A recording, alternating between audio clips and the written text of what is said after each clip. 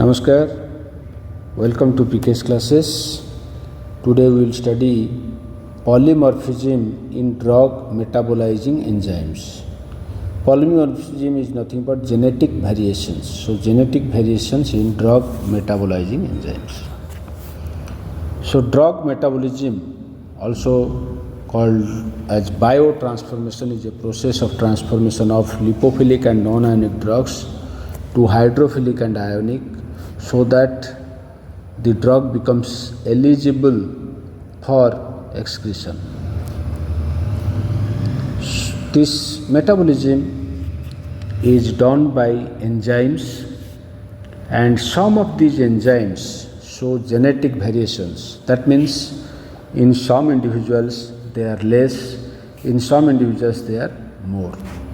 So in individuals in whom enzymes are less, they show slow metabolism, and in individuals in whom the enzymes are more, they show fast metabolism. The metabolizer, the person can be a poor metabolizer or intermediate metabolizer or extensive metabolizer or ultra rapid metabolizer. However, usually slow metabolizer and fast metabolizer, these two terms are used. So the metabolizer, because of this genetic variation in enzymes, significantly influence drug efficacy, drug toxicity, and individual responses to drug treatment.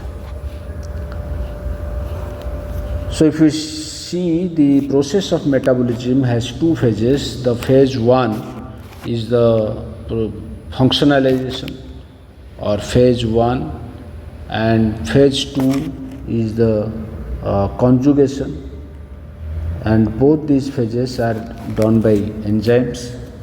So drug is metabolized by the enzymes of phase 1 to phase 1 metabolite, and then by the enzymes of phase 2 to phase 2 metabolite, and this phase 2 metabolite then undergoes excretion. So the phase 1 enzymes, if we say the different processes by which phase 1 metabolism occurs, there are three processes: oxidation, reduction, and hydrolysis. And most of these enzymes are coming under cytochrome P450 group of enzymes.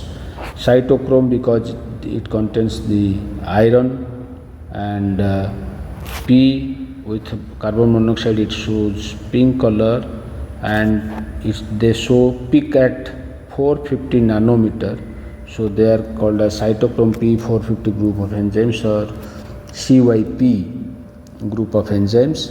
Most of the oxidation reductions and some reduction reactions are done by cytochrome P450 group of enzymes. Then the enzyme dehydrogenase, that is doing this reduction activity. These two, cytochrome P450 group of enzymes and dehydrogenase enzyme, they show genetic variations or polymorphisms, and mostly single nucleotide polymorphisms. So let us take some examples. Cytochrome P2D6, CYP2D6, this is one group of enzymes who shows genetic variation, and accordingly there can be either poor or ultra rapid metabolism, and drugs like codeine and tamoxifen are metabolized by this enzyme. So let us take the example of codeine. People with low level of this enzyme and people with lot of this enzyme. So people with low level of this enzyme are called as the poor metabolizer of codeine, and we know codeine is metabolized to morphine by this enzyme CYP2D6. So if a person has low level of this enzyme, then there will be less conversion into morphine, so the codeine becomes ineffective. So the analgesic action will be less, because less amount of codeine is converted to morphine, so ineffective due to lack of conversion to morphine. And people with lot of this enzyme are called as ultra rapid metabolizer of codeine, because codeine is converted to morphine quickly and more likely to have respiratory side effects, respiratory depression. So in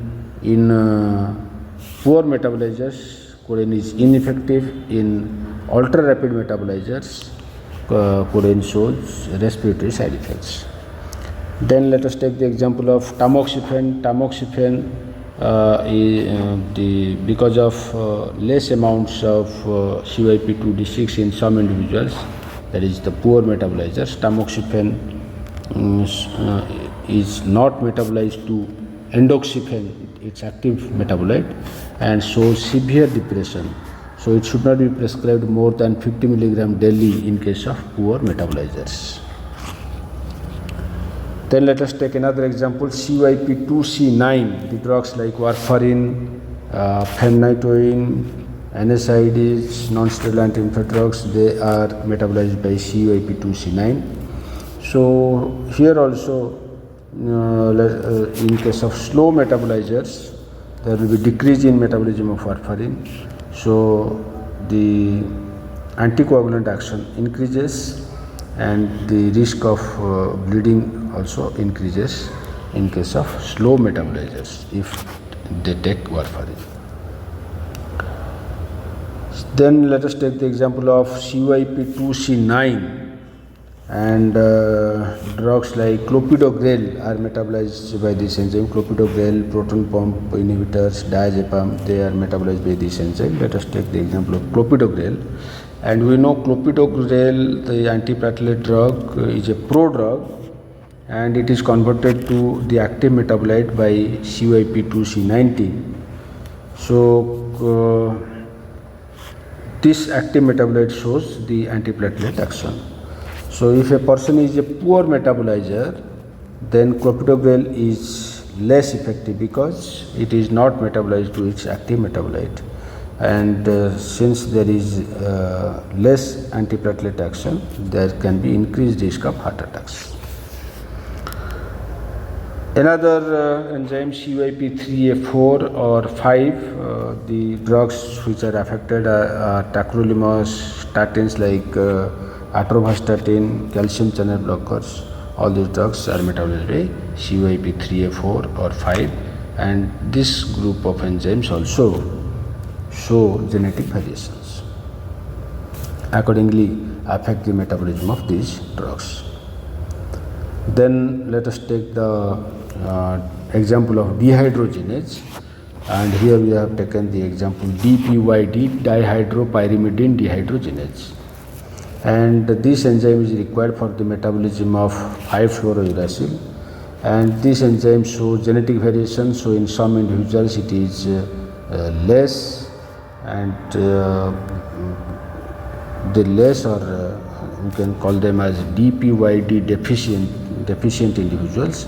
So patients with DPYD deficiency, 5-fluorouracil metabolism decreases, so there will be accumulation of 5-fluorouracil, which shows mucocutaneous toxicity. So this toxicity occurs because there is less metabolism of this anti-cancer drug 5-fluorouracil because of genetic variation in this enzyme, and those individuals in whom this enzyme is deficient, they only show severe mucocutaneous toxicity when they take 5-fluorouracil.